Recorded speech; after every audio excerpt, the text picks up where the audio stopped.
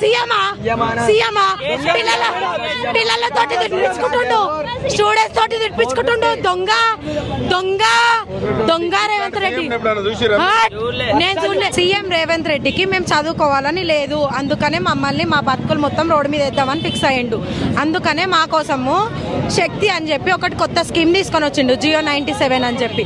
మాకు అది వద్దు, SBDTనే మంచిగా చెయ్యి అని చెప్పి మేము అంటుంటే ఏవేవో కొత్త స్కీమ్లు తీసుకొని వచ్చి ఏవేవో ఎనికే పోతుండు రేవంత్ రెడ్డి.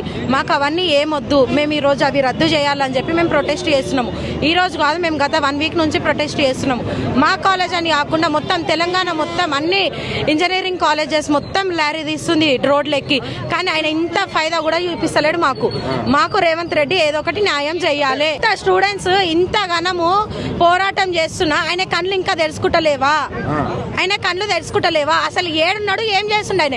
నేను మీకు ప్రశ్నిస్తున్నా, రేవంత్ రెడ్డి మమ్మల్ని ఏం చేద్దామని చెప్పి మా బతుకులు మొత్తం స్టూడెంట్స్ బతుకులు మొత్తం రోడ్డు మీద వేస్తుండు.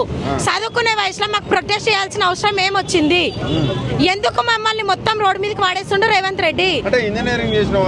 మాకు అంటుండు అంట లెటర్ రాయనికే రాదంటుండు, క్రిమినల్ వేస్ట్ అని అంటుండు. ఎందుకు వేస్ట్? మేము ఆయన బెస్టా? ఆయన ఏ యాంగిల్ బెస్ట్? మేము ఏ యాంగిల్ వేస్ట్? ఆయన ఏ యాంగిల్ బెస్ట్?